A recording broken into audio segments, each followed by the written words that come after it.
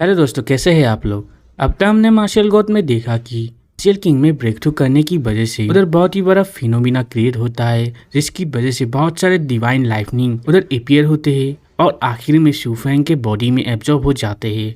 तभी थोड़ी देर बाद शूफैंग होली पॉन्ड के डीपेस्ट एरिया से बाहर आने लग जाता है। उसके लिए वो अपने डिवाइन लाइटनिंग के पावर को यूज करता है, जिसकी वजह से उसके बॉडी से एनर्जी खत्म हो जाता है और वो बेहोश हो जाता है। मगर ये लड़की आके इन मौके में शूफैंग को हील करने लग जाती है, जिसकी वजह से ये भी अपनी एनर्जी को गवा देती है और अपने रियल अपीयरेंस एक एल्फ में कन्वर्ट हो जाती है। और आज के एपिसोड के शुरुआत में हमें होली पॉन्ड के सरफेस का सीन दिखाया जाता है, जिधर सारा कुछ नॉर्मल हो चुका होता है।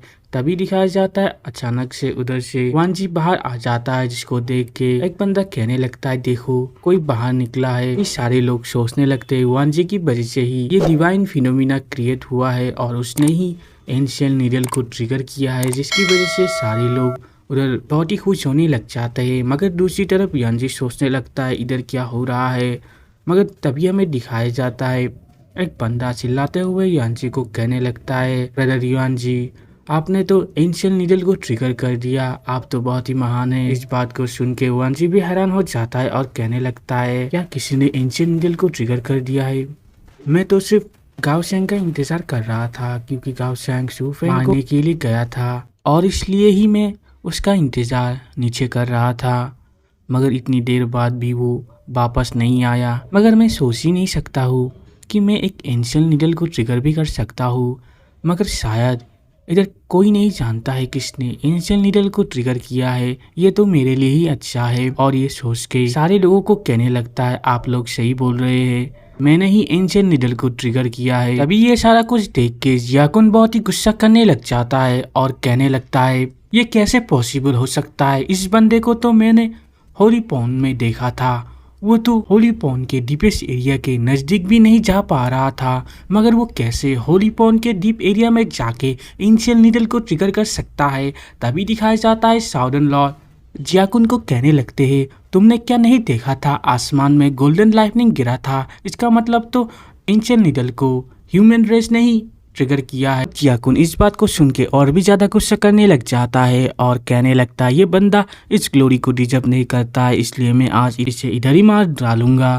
तभी हमें दिखाया जाता है शूफैंग को जिस एल्फ लड़की ने बचाया होता है वो लड़की उधर आ जाती है और लॉर्ड जियाकुन को कहने लगती है, तुम ऐसा नहीं कर सकते हो। और इस एल्फ लड़की को देख के सारे लोग अपने खुट्टों में आ जाते हैं और उसे प्रिंसेस कह के रेस्पेक्ट दिखाने लग जाते हैं। तभी लॉर्ड जियाकुन प्रिंसेस को कहने लगता है, प्रिंसेस, ये बंदा इतना औकात ही नहीं रखता है कि ये एक एंशिएंट नीडल को ट्रिगर भी कर सकता है, इसलिए मैं जाके इसे इधर ही मारना चाहता हूँ और इन सारे चीजों को यही खत्म करना चाहता हूँ। तभी लॉर्ड जियाकुन का बात सुन के प्रिंसेस साउदर्न लॉर्ड को पूछने लगते हैं, साउदर्न लॉर्ड, आप इसके बारे में क्या सोचते हैं? तभी साउदर्न लॉर्ड प्रिंसेस को कहने लगते हैं, प्रिंसेस, जियाकुन जो बोल रहा है वो सेंस बनाता है। अगर हम ऐसा नहीं करते हैं तो ये हमारे एल्फ ट्राइब के ऊपर एक धब्बा बन जाएगा। भी प्रिंसेस कहने लगती है, अगर तुम लोग ऐसा करने वाले हो तो तुम लोग कैसे इन सारे हजारों लोगों को संभालने वाले हो? और साथ ही में ये तो पहली बार नहीं है किसी इंसान ने एंशिएंट नीडल को टच किया है और उसे ट्रिगर किया है। हजारों सालों पहले तो जी जुआन तियांग ने तो भी ऐसा ही किया था।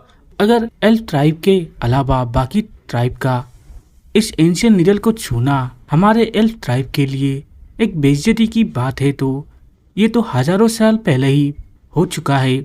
और अगर तुम ऐसा करना ही चाहते हो तो तुम्हें होली पॉन्ड के ये सारे लोगों को खत्म करना होगा। और ये सारा कुछ कह के प्रिंसेस जियाकुन को कहने लगता है, जियाकुन, तुम अब क्यों साइलेंट हो गए हो? क्या मैंने कुछ गलत कहा है? तभी जियाकुन प्रिंसेस को कहने लगता है, प्रिंसेस, जियान तियान हजारों सालों पहले सबसे पावरफुल आदमी था, मगर कैसे आप इस बंदे को जियान तियान के साथ कंपेयर कर सकते हैं? तभी प्रिंसेस कहने लगता है, मैंने कब कहा मैंने जियान तियान को इस बंदे के साथ कंपेयर किया है? मगर तुम हैरान मत होना, जब जियान तियान जैसा दूसरा पावरफुल बंदा ह्यूमन रेस में दोबारा से अपीयर होगा, इसलिए ही मैं तुम्हें कह रही हूँ, तुम जो ह्यूमन रेस को इतना हेट करते हो थोड़ा कम कर दो, नहीं तो तुम्हारे साथ ही फ्यूचर में बुरा हो सकता है। तभी प्रिंसेस दोबारा से कहने लगती है, मैं तुम लोगों से चाहती हूँ कि आज इधर जो होली पॉन्ड में जो सारे लोग आए हैं उन लोगों को तुम लोग कुछ भी मत करो जियाकुन को उंगली दिखाते हुए कहने लगती है, स्पेशली जियाकुन, अगर तुम इधर कुछ गड़बड़ करते हो तो तुम्हारे साथ ही बुरा हो सकता है। तभी साउदर्न लॉर्ड प्रिंसेस के सामने आते हुए कहने लगती है, प्रिंसेस आप क्या कहना चाहती है, हम समझ चुके हैं। तभी हमें दिखाया जाता है उधर एक एल्फ आ जाता है और प्रिंसेस को कहने लगता है, प्रिंसेस हमारे साथ जो बाकी सारे एल्फ गए थे उनमें से बहुत सारे अभी तक वापस नहीं आए हैं। तभी इस बात को सुन के साउदर्न एल्फ किंग और प्रिंसेस दोनों ही हैरान हो जाते हैं। तभी वो एल्फ कहने लगता है, मुझे लगता है वो सारे ऑलरेडी मर चुके हैं। तभी हमें दिखाया जाता है साउदर्न एल्फ किंग कहने लगता है, जैसा कि सारे लोग जानते हैं हमारे होली लैंड में किसी को भी मारना अलाउ नहीं है, मगर हमारे एल्फ ट्राइब के लोग ही उनके ज़मीन में ऐसे मारे गए हैं। ये तो हमारे एल्फ रेस के लिए बहुत ही बेइज्जती की बात है। और ये कह के साउदर्न एल्फ किंग यान जी की तरफ उंगली दिखाते हुए कहने लगता है, प्रिंसेस मैं जानता हूँ इन लोगों को किसने मारा है और मुझे ऐसा लगता है हमारे सारे एल्फ ट्राइब के लोगों को वान जी ने ही मारा होगा। मगर प्रिंसेस कहने लगती है, ये पॉसिबल नहीं हो सकता है क्योंकि वान जी इतना पावरफुल नहीं है। तभी थोड़ी देर बाद दिखाया जाता है साउदर्न एल्फ किंग प्रिंसेस को कहने लगता है, प्रिंसेस आपने क्या होली फ्लावर को ढूंढ लिया है। तभी प्रिंसेस निराश होते हुए कहने लगती है, अगर होली फ्लावर को ढूंढना इतना ही आसान होता तो मैं तो इसे बहुत ही पहले ही ढूंढ लेती। और ये कहते हुए अपने सारे लोगों को कहने लगती है,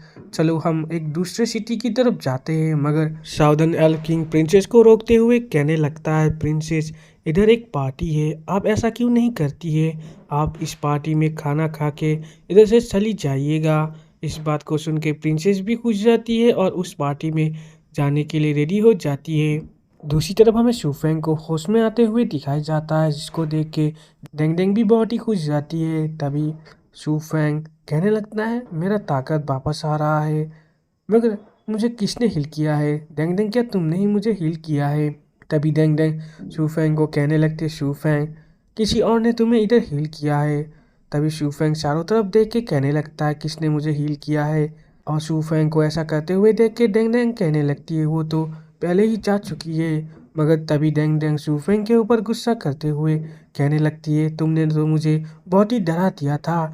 तुम्हें क्या मालूम है, जब कोई अपने नए पावर को इतनी जल्दी से यूज़ करने लग जाता है वो अपने बॉडी पे कंट्रोल गवा देता है और वो पागल भी हो सकता है। साथ ही साथ इतना पावर हैंडल नहीं करने की वजह से वो तभी ही मारा जा सकता है। शूफेंग हंसते हुए कहने लगता है, मैंने नहीं सोचा था कि इसका पावर इतना ज़्यादा होगा, मगर डिवाइन लाइटनिंग का पावर मेरे सोच से भी ज़्यादा था, इसलिए मुझे लगता है मैं फ़िलहाल इसे यूज़ नहीं कर सकता हूँ। तभी डेंग डेंग कहने लगती है, तुम चिंता मत करो, वो तुम्हारा ब्लड लाइन है, अभी तो नहीं, बाद में जरूर तुम उसे मास्टर कर ही लोगे। और इधर ही हमारा आज का एपिसोड एंड होता है। वीडियो अच्छा लगा तो लाइक शेयर और कमेंट कीजिए और आगे क्या होने वाला है इसको जानने के लिए हमारे चैनल को सब्सक्राइब कर दीजिए।